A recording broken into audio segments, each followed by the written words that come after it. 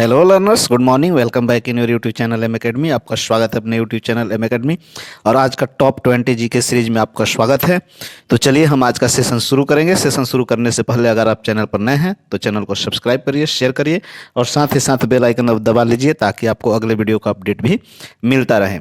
तो चलिए आज का जो जीके सेशन है टॉप 20 जीके, निश्चित रूप से आपके किसी भी कंपटीशन का आप तैयारी कर रहे हैं, चाहे बीपीएससी 70 का तैयारी कर रहे हैं या फिर बीपीएससी टीआरई टीचर का एग्जामिनेशन हो या फिर एसएससी सीजीएल या कोई भी कॉम्पिटेटिव एग्जाम है, आज का सेशन बेहद ही इंपॉर्टेंट और बेहद ही इंपॉर्टेंट क्वेश्चंस हैं। ये सारे क्वेश्चंस प्रीवियस ईयर्स के क्वेश्चन हैं यानी PYQ है। तो निश्चित रूप से आज का सेशन आपके लिए बहुत ही इंपॉर्टेंट होने वाला है। वीडियो में अंत तक बने रहिए और वीडियो के सारे क्वेश्चन को देखिए और एक एक क्वेश्चन को समझिए, क्योंकि यही पैटर्न आपके एग्जाम में आने वाले हैं। क्योंकि ये PYQ हमको पैटर्न बताता है और पैटर्न किसी भी एग्जाम को समझने के लिए और उसको सफल होने के लिए आपको बहुत ज़रूरी होता है। तो एम एकेडमी आपका जो तैयारी है, तैयारी का लेवल बेस्ट करने के लिए हमेशा तत्पर था, तत्पर है और तत्पर रहेगा।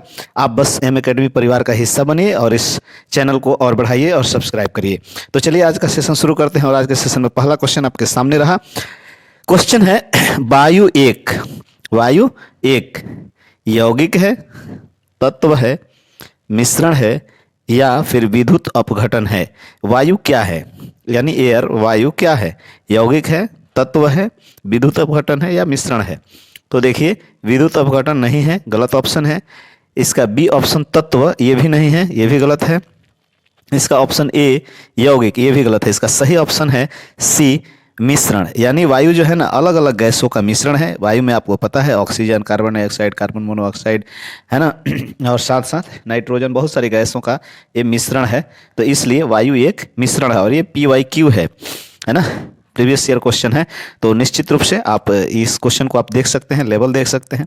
आगे देखिए, निम्न में से कौन सा भौतिक परिवर्तन का उदाहरण है? क्वेश्चन नंबर 2 क्या कह रहा है कि निम्न में से कौन सा भौतिक परिवर्तन का उदाहरण है। जैसे ऑप्शन है ए लोहे में जंग लगना, पानी का उबलना या फिर लकड़ी का जलना, या डी तांबे के बर्तनों पर हरे रंग का अस्तर बनना। इसमें से कौन जो है भौतिक यानी फिजिकल चेंज यानी भौतिक परिवर्तन है? तो देखिए पहला दो परिवर्तन आते हैं, जैसे रासायनिक परिवर्तन यानी केमिकल चेंज और फिजिकल चेंज। तो केमिकल चेंज होता है कि उसका रूप में यानी जो भी उसका परिवर्तन होगा उसको फिर वापस नहीं लाया जा सकता उस अवस्था में जिस अवस्था से परिवर्तित हुआ। तो जैसे लोहा में जंग लग जाए तो फिर उसको लोहा आप नहीं बना सकते हैं, जो जंग लग के जंग खत्म हो जाता है। वैसे लकड़ी का जलना, जब लकड़ी है तो उसको जल जाएगा तो फिर उसको लकड़ी नहीं बना सकते, राख हो जाएगा।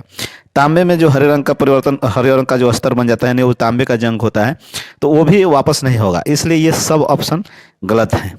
तो इसका सही ऑप्शन क्या है? पानी का उबलना, यानी पानी को मान लीजिए आप उबाल रहे हैं तो वो गर्म हो गया, लेकिन फिर उसको छोड़ दीजिएगा तो फिर ठंडा होकर फिर अपने पूर्व अवस्था में हो जाएगा। तो इस प्रकार के परिवर्तन को क्या कहते हैं? फिजिकल चेंज कहते हैं, भौतिक परिवर्तन कहते हैं। तो इसका सही ऑप्शन हो गया बी, पानी का उबलना जो है भौतिक परिवर्तन का एक उदाहरण है। तो आप देख रहे हैं कितने मजेदार क्वेश्चन है आपके सामने। चलिए अगला क्वेश्चन जल्द से जल्द करते हैं सेशन को लाइक करिए, शेयर करिए, सब्सक्राइब करिए। क्वेश्चन नंबर 3 है, निम्नलिखित में से किस तत्व का परमाणु त्रिज्या सबसे बड़ा है? सबसे बड़ी है मतलब निम्नलिखित में से किस तत्व का परमाणु त्रिज्या जो है, यानी मान लीजिए ये न्यूक्लियस है तो इसका जो परमाणु त्रिज्या है ना, वो सबसे बड़ी है, इसका त्रिज्या सबसे बड़ा है। इसमें से कौन सा धातु है? तो आपको बताना है, जल्द से जल्द बताइए कि कौन सा तत्व है इसमें। लिथियम, बेरिलियम, बोरान या इसमें से एक से अधिक, किसका जो है परमाणु त्रिज्या सबसे बड़ा है? तो देखिए एक से अधिक गलत ऑप्शन है, इसमें एक ही कोई है, और लिथियम भी गलत ऑप्शन है। अब बेरिलियम या बोरान, कितने लोगों के दिमाग में आ रहा है बेरिलियम, जबकि ये गलत ऑप्शन है। इसका सही ऑप्शन बोरान होता है, यानी बोरान का जो है ना परमाणु त्रिज्या सबसे बड़ा होता है, सबसे अधिक होता है। ये बात याद रखिएगा। अगला क्वेश्चन ऐसे ही एक बहुत ही बेहद जोरदार क्वेश्चन है आपके सामने। एक ही प्रकार का परमाणु निम्न में से किस में मिलता है? यानी एक ही प्रकार का परमाणु निम्न में से किस में मिलता है? तो खनिज यौगिक में मिलता है, खनिज मिश्रण में मिलता है, प्राकृत तत्व में मिलता है, या एक से अधिक? बताइए किस में जो है एक ही प्रकार का परमाणु मिलता है, यानी एक ही प्रकार का परमाणु निम्न में से किस में मिलता है? तो देखिए एक से अधिक ऑप्शन नहीं होगा, एक ही है यहाँ पर। अब जब मिश्रण में मिल सकता है, खनिज यौगिक में नहीं, लेकिन यहाँ मिश्रण भी ऑप्शन गलत है, खनिज मिश्रण में नहीं, प्राकृत तत्व में जो होता है ना एक से अधिक परमाणु मिलता है। तो चलिए हम ऐसे ही जोरदार क्वेश्चन आप सेशन में बने रहिए, अंत तक वीडियो को जरूर देखिए, वीडियो पूरा देखिए ताकि आपका नॉलेज बिल्डअप हो पाए, है ना, और अपनी जानकारियों को और मजबूत कर पाएँ, आप नॉलेज को सुदृढ़ कर पाए। तो चलिए अगला क्वेश्चन देखिए। सौर भट्टी में प्रयुक्त होता है, सौर भट्टी में प्रयुक्त होता है यानी क्या लगता है, किसका उपयोग होता है? समतल दर्पण का, अवतल दर्पण का, उत्तल दर्पण का या अवतल लेंस का? तो देखिए यहाँ 3 दर्पण है, एक लेंस है, तो इससे भी आप आंसर छांट सकते हैं। तो जल्द से जल्द बताइए अपना आंसर।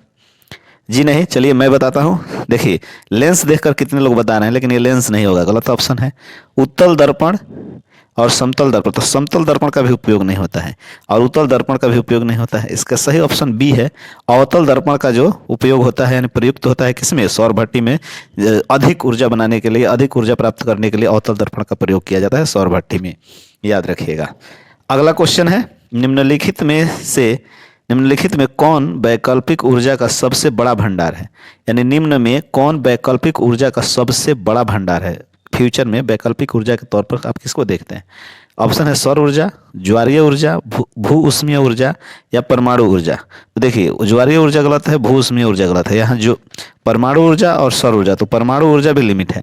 अब सौर ऊर्जा जो है ना ये अनलिमिटेड है और इसलिए इसको वैकल्पिक, ये बहुत आसान क्वेश्चन है, हालांकि पूछा गया है, ये बीपीएससी में पूछा गया है, तो इसलिए इस क्वेश्चन को लिया गया है। तो सौर ऊर्जा है। आई होप आप समझ रहे होंगे ये सारा। अब अगला क्वेश्चन आपके सामने है, देखिए क्वेश्चन नंबर 7। इसके पहले हम लोग 6 तक कर चुके हैं, तो क्वेश्चन 7 देखते हैं, 8 देखते हैं। क्वेश्चन नंबर 7 देखिए, विश्व में सर्वाधिक जनसंख्या वाला देश है, विश्व में सबसे अधिक किस देश की जनसंख्या है? चीन की, भारत की, अमेरिका का, रूस का? तो रूस गलत ऑप्शन है, अमेरिका गलत ऑप्शन है, आप पहले से जानते हैं चीन है नंबर 1 पर, लेकिन अब ये भी गलत हो चुका है, ये भी गलत ऑप्शन है। अब है भारत, है ना। जब भारत है, कोरोना के बाद जो आकलन हुआ था उसमें भारत जो है नंबर 1 पर है जनसंख्या की दृष्टि से, यानी विश्व में सबसे अधिक जनसंख्या वर्तमान में किसी देश का है तो है भारत। अगला क्वेश्चन है 8 नंबर, निषेचन की प्रक्रिया यानी निषेचन की जो क्रिया होती है कहाँ पर होती है? तो गर्भाशय में होती है, अंडवाहिनी में होती है, योनि मार्ग में होती है या फिर अंड ग्रंथि में होती है? कहाँ होती है जो है निषेचन की प्रक्रिया? तो बताइए आप जल्द से जल्द। तो योनि मार्ग में गलत ऑप्शन है ना। अब गर्भाशय, अंड ग्रंथि भी गलत ऑप्शन है। गर्भाशय में या फिर अंडवाहिनी में, इसमें से दोनों में से किसी में एक है, जल्द से जल्द बताइए। तो देखिए कितने लोग ये बता रहे हैं जबकि ये गलत ऑप्शन है, गर्भाशय में नहीं होता है।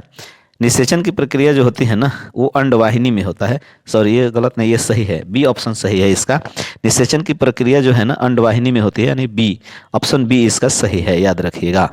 और ये बेहद ही इंपॉर्टेंट क्वेश्चन है बायोलॉजी का जो पूछा हुआ है पीवाईक्यू में। अगला क्वेश्चन बायोलॉजी से ही है, देखिए फूल का डैश फल बनता है, फूल का डैश फल बनता है, यानी फूल का फल बनता है किससे? बाह्य दल, यानी फूल का बाह्य दल का फल बनता है या फिर फूल का पंखुड़ी फल बनता है, पंखुड़ी का? तो यही पूछा जा रहा है इसी ढंग से, तो यानी पंखुड़ी भराएगा यहाँ पर, अंडाशय या फिर अपरा, कौन सा है? ये पीवाईक्यू है, जल्द से जल्द बताइए। तो जी नहीं, बाह्य दल बिल्कुल नहीं, पंखुड़ी भी नहीं, अपरा भी नहीं, इसका अंडाशय, यानी फूल का अंडाशय फल बनाता है, याद रखिएगा। यानी फूल का जो अंडाशय है ना उसी से फल का निर्माण होता है, फल बनता है, याद रखिएगा। अगला क्वेश्चन 10 नंबर, वह एंजाइम जो हमारे मुंह में भोजन के साथ मिलता है, वह एंजाइम जो हमारे मुंह में भोजन के साथ मिलता है वह है, यानी जब हम भोजन करते हैं ना तो हमारे मुंह से बहुत सारे एंजाइम निकलते हैं और हमारे भोजन में मिल जाते हैं। वहीं पूछ रहा है कि जो मिल जाता है एंजाइम हमारे भोजन में मुंह में ही, वो एंजाइम कौन सा होता है? पेप्सिन होता है, आर ऑक्सीडेस होता है, एमाइलेज होता है या रेनिन होता है? जल्द से जल्द अपना ऑप्शन बताइए। तो देखिए रेनिन नहीं होता है, पेप्सिन भी नहीं होता है, इसका सही ऑप्शन अर ऑक्सीडेंस भी नहीं, ये भी गलत है। इसका सही ऑप्शन क्या है? सी नंबर है, एमाइलेज, यानी जो मुंह में हमारे माउथ में खाना खाते समय जो एंजाइम उत्सर्जित होते हैं, निकलते हैं और भोजन में मिल जाते हैं, ये एंजाइम एमाइलेज होता है 100%। तो याद रखिएगा इस क्वेश्चन को, ये बहुत ही बेहद इंपॉर्टेंट क्वेश्चन है ये सब। अब अगला क्वेश्चन आप आने से पहले याद रखें कि अगर आप चैनल पर नए हैं तो चैनल को सब्सक्राइब कर लीजिए, शेयर कर लीजिए, साथ साथ बेल आइकन भी दबाइए ताकि अगली वीडियो का अपडेट आप तक पहुंचता रहे। और निश्चित रूप से अगर और भी वीडियो जी देखना चाहते हैं तो ये ज़रूरी है आप चैनल को अपनाना, और साथ साथ मेरे प्लेलिस्ट में जाकर और भी प्रीवियस वीडियोज देख सकते हैं जहां हज़ारों क्वेश्चंस पड़े हुए हैं, सैकड़ों क्वेश्चंस, बहुत ही इंपॉर्टेंट। और इस सारे मेरे सीरीज में एक ही फायदा है कि कोई क्वेश्चन अपने तरफ से सेट नहीं किया जाता है, ये सारा क्वेश्चन किसी न किसी पिछले कंपटीशन में पूछा गया प्रश्न है, चाहे वो बीपीएससी में, एसएससी में हो, है ना, या किसी अदर कॉम्पिटेटिव का जो है सारा PYQ ही रहता है क्वेश्चन। तो ये फायदा है कि आपको किसी भी कंपटीशन की तैयारी कर रहे हैं तो आपके लिए बेहद ही लाभदायक होगा। तो वीडियो को जरूर देखिए, पूरा देखिए, है ना। अगला क्वेश्चन 11 नंबर क्वेश्चन देखिए आपके सामने है। स्वराज दल की स्थापना कह रहा है ना, स्वराज दल की स्थापना असफलता के बाद हुई, यानी किसके असफलता के बाद स्वराज दल की स्थापना की गई थी? तो असहयोग आंदोलन के असफलता के बाद स्वराज दल की स्थापना हुई थी, या सविनय अवज्ञा आंदोलन के असफलता के बाद, या फिर रॉलेट एक्ट सत्याग्रह के आंदोलन के बाद, असफलता के आंदोलन के बाद, या फिर चंपारण सत्याग्रह असफलता के बाद? किसके असफलता के बाद जो है स्वराज दल की स्थापना की गई थी, यही क्वेश्चन है। तो देखिए सी रॉलेट एक्ट गलत ऑप्शन है, चंपारण सत्याग्रह यह भी गलत ऑप्शन है, सविनय अवज्ञा या फिर असहयोग आंदोलन, जल्द से जल्द ऑप्शन बताइए। तो देखिए नहीं, बी नहीं, बी गलत ऑप्शन है, इसका सही ऑप्शन ए है, असहयोग आंदोलन के सफलता के बाद जो है स्वराज दल की स्थापना की गई थी, आपको याद होना चाहिए। अगला क्वेश्चन और बेहद ही इंपॉर्टेंट क्वेश्चन और कई बार पूछा गया है क्वेश्चन ये, साइमन कमीशन पहली बार भारत आया। अब देखिए पहले सिर्फ ईयर पूछ लिया जाता था, ईयर, अब आजकल का जो पैटर्न है ना, डेट भी पूछा जाता है। तो ये बेहद जरूरी है पैटर्न को देखना कि आजकल डेट भी पूछा जा रहा है, तो डेट के साथ याद रखिए। साइमन कमीशन पहली बार भारत आया, कब आया? 3 मार्च 1928 को, 3 फरवरी 1928 को, 7 मार्च 1939 को, 6 अप्रैल 1942 को। जल्द से जल्द ऑप्शन बताइए। जी नहीं, ये ऑप्शन नहीं है, चलिए मैं बता देता हूँ। डी 6 अप्रैल 1942 गलत ऑप्शन है, और सी 7 मार्च 1939 ये भी गलत ऑप्शन है। इसका सही ऑप्शन ए या बी में से कोई एक है, जल्द से जल्द बताइए। चलिए मैं हिंट कर देता हूँ आपको। ऑप्शन ए जो है ना 3 मार्च 1928, ये गलत ऑप्शन है। इसका सही ऑप्शन है 3 फरवरी 1928, मुंबई में पहली बार साइमन कमीशन आया था, याद रखिएगा। तो 3 फरवरी को आया था, 3 फरवरी 1928 को साइमन कमीशन पहली बार भारत आया था और मुंबई में आया था, याद रखिएगा। और 1 नंबर यहाँ से अब ग्रांटेड हो जाएगा आपके लिए, हमेशा मैं बता रहा हूँ। अगला क्वेश्चन आप देखिए आपके सामने, वैसे ही इंपॉर्टेंट क्वेश्चन है। क्वेश्चन नंबर 13, किस घटना के कारण गांधी जी ने असहयोग आंदोलन वापस ले लिया था? असहयोग आंदोलन शुरू तो हुआ था, लेकिन कौन सी ऐसी घटना हुई कि असहयोग आंदोलन वापस ले लिया गया था? तो आपको याद होगा, चलिए घटना याद नहीं है तो मैं घटना भी बताऊंगा और आंसर भी बताऊंगा।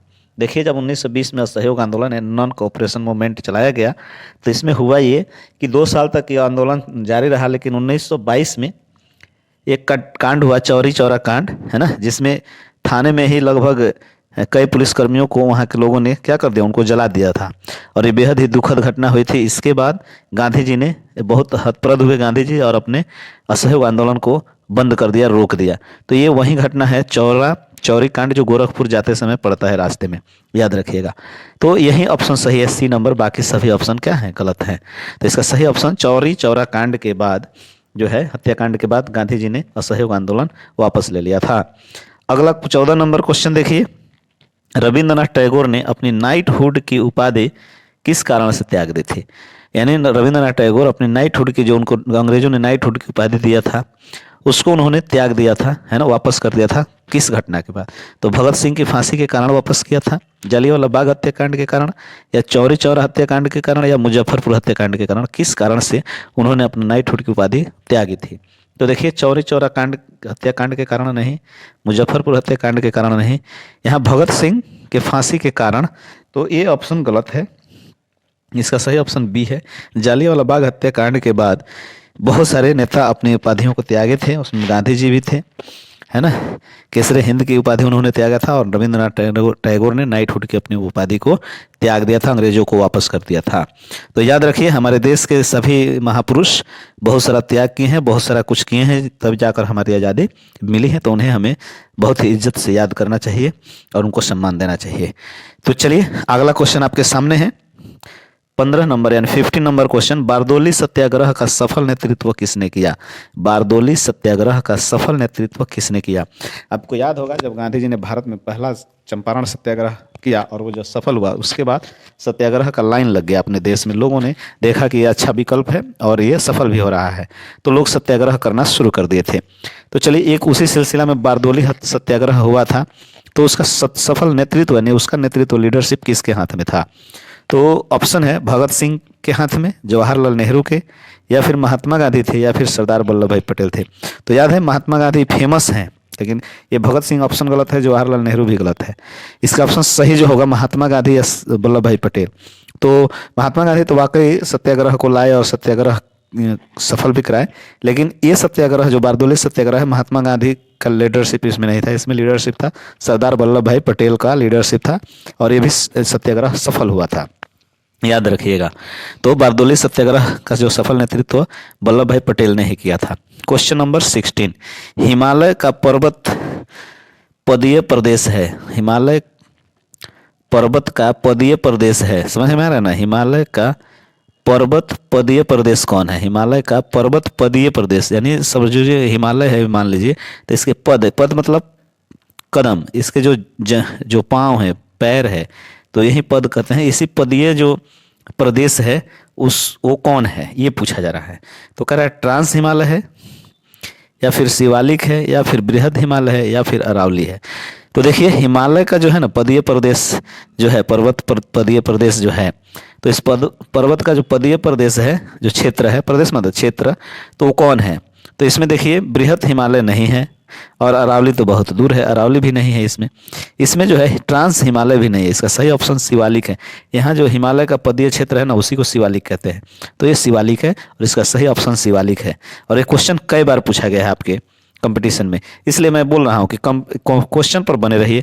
क्वेश्चन आपको बेतहासा एकदम बहुत जोरदार क्वेश्चन मिलने वाले हैं, और सभी कहीं ना कहीं आपके किसी न किसी एग्जाम में जरूर ये क्वेश्चन मिलेंगे। तो निश्चित रूप से आप यहाँ से अगर ये वीडियो देखते हैं, तो हर वीडियो से एक से दो प्रश्न कहीं ना कहीं जरूर लड़ने वाले हैं, तो याद रखिएगा। क्वेश्चन नंबर 17 देखिए, निम्न में किस पहाड़ी पर पूर्वी घाट पश्चिमी घाट से मिलता है? यानी निम्न में किस पहाड़ी से पहाड़ी पर पूर्वी घाट और पश्चिमी घाट आपस में मिलते हैं? यानी पूर्वी घाट भी और पश्चिमी घाट भी यहाँ किस पहाड़ी पर मिलते हैं, ये कह रहा है। तो ऑप्शन है हिमालय पहाड़ी पर, पालनी पहाड़ी पर, नीलगिरी पहाड़ी पर, अन्नाई मुड्डी पहाड़ी, अन्नाई मुड्डी था, अन्नी मुड्डी हो गया, टाइप एरर है, अन्नाई मुड्डी पहाड़ी पर किस पर जो है मिलते हैं दोनों? तो देखिए, हिमालय पर तो नहीं, हिमालय तो खुद उत्तर में है। पालनी पहाड़ी भी गलत ऑप्शन है। अब है नीलगिरी पहाड़ी या अन्नाई मुड्डी पहाड़ी, इसी में से कोई एक है। तो देखिए, अन्नाई मुड्डी भी नहीं है, इसका सही ऑप्शन नीलगिरी पहाड़ी है। इसी नीलगिरी पहाड़ी पर है ना, पश्चिमी और पूर्वी दोनों घाटें आकर मिलती है, तो ये नीलगिरी पहाड़ी, यानी इसका सही ऑप्शन सी होगा, नीलगिरी पहाड़ी पर। क्वेश्चन नंबर 18 देखिए, निम्नलिखित में से किस पहाड़ी पर चाय का बागान नहीं है? देखिए, अक्सर पहाड़ियों पर ही चाय का बागान होता है, लेकिन ये कह रहा है कि किस पहाड़ी पर चाय का बागान नहीं है? तो कानन देवन पर, नीलगिरी पर, दार्जिलिंग पर, या गिरनार पर, किन पहाड़ियों पर जो है चाय की बागान नहीं पाया जाता है, चाय का खेती नहीं होता है? तो देखिए, दार्जिलिंग में भी चाय होता है, कानन देव में होता है, नीलगिरी में और गिरनार, इसी दोनों में से बताइए आप। तो देखिए, मैं बता रहा हूँ बी, गिरनार, नीलगिरी पर नहीं होता है, ये सही ऑप्शन इसका गिरनार है। गिरनार पहाड़ी पर चाय बागान का खेती नहीं होता है, क्योंकि वहाँ का मौसम थोड़ा अलग होता है। तो याद रखिएगा ये ऑप्शन। अब हम आपको ले चलते हैं लास्ट क्वेश्चन, लास्ट पेज, और अगर इस सेशन का लास्ट क्वेश्चन है, अब मैं बोला था कि क्वेश्चन में बने रहिए, तो क्वेश्चन में आपने बना रहा, क्वेश्चन को देखा समझा, निश्चित रूप से आपके किसी न किसी कंपटीशन में, क्विज में कहीं ना कहीं ये क्वेश्चन जरूर मिलने वाले हैं। तो चलिए, क्वेश्चन नंबर 19 देखते हैं। सोमेश्वर श्रेणी निम्नलिखित पर्वत श्रेणियों में से किसका एक भाग है? सोमेश्वर श्रेणी जो है निम्नलिखित पर्वत श्रेणियों में से किसका एक भाग है? सतपुड़ा का, विंध्याचल श्रेणी का, पूर्वी घाट का, या शिवालिक श्रेणी का, किसका है? तो देखिए, शिवालिक श्रेणी का तो नहीं है, ये गलत ऑप्शन है, और विंध्याचल श्रेणी का भी नहीं है, ये भी गलत ऑप्शन है। पूर्वी घाट या सतपुड़ा, तो सोमेश्वर श्रेणी है ना जो, ये पूर्वी घाट पर भी नहीं है, ये है सतपुड़ा में, याद रखिएगा। तो सोमेश्वर श्रेणी जो है ना, सतपुड़ा के श्रेणियों में पाया जाता है, उसी का एक भाग है, तो याद रखिएगा इसका सही ऑप्शन सतपुड़ा होगा, यानी ये ऑप्शन सही है 19 नंबर का। अब चलते हैं क्वेश्चन नंबर 20 देखिए, टॉप 20 का लास्ट क्वेश्चन 20 नंबर। बृहत हिमालय अर्थात हिमाद्री के पूर्वी छोर पर है। बृहत हिमालय जो है हिमाद्री के पूर्वी छोर पर है। कौन सा है, क्या है उस पर, यानी बृहत हिमालय अर्थात हिमाद्री के पूर्वी छोर पर क्या है? तो गारो पहाड़ी है, नंगा पर्वत है, नामचा बरवा या फिर खांसी पहाड़ी। कौन सा पहाड़ी जो है बृहत हिमालय अर्थात हिमाद्री के पूर्वी छोर पर है? पूर्वी छोर यानी लास्ट इधर वाला छोर, तो कौन है उस पर? तो याद रखिए गारो खांसी तो होता है, लेकिन यहाँ वो पूछा नहीं जा रहा है, सबसे पूर्वी पूछा जा रहा है। तो नंगा पर्वत भी नहीं है, इसका सही ऑप्शन है सी, नामचा बरवा। नामचा बरवा जो है यही सबसे पूर्वी छोर पर, हिमाद्री के सबसे पूर्वी छोर पर यानी बृहत हिमालय के सबसे पूर्वी छोर पर नामचा बरवा जो है यही सबसे पूर्वी छोर पर है, स्थित है। तो याद रखिएगा इसका सही ऑप्शन सी होगा, नामचा बरवा। और चलिए, आपने वीडियो में इतना समय दिया और कुछ सीखा, चलिए मैं होप करता हूँ आपको वीडियो पसंद आया होगा। लाइक करिए, शेयर करिए और अपना कमेंट भी करिए। अगर कोई डाउट हो तो आपके डाउट को दूर किया जाएगा। ये एम एकेडमी का वादा है, और एम एकेडमी का हिस्सा बनिए, परिवार का हिस्सा बनिए और चैनल को बढ़ाइए, चैनल को सब्सक्राइब करिए, शेयर करिए और अपने दोस्तों में भी बताइए, ताकि सबको इसका नॉलेज, इसका ज्ञान का फ़ायदा मिल सके, नॉलेज का, और सबका अपना कंपटीशन या सब भी अपने नॉलेज को बेहद कर पाए, बेस्ट कर पाए। तो एम एकेडमी इसी के साथ आपसे अब विदा लेने का समय हो गया है। तो चलिए हम आपसे मिलते हैं अगले वीडियो में, तब तक के लिए आपसे विदा लेते हैं। जय हिंद, वंदे मातरम।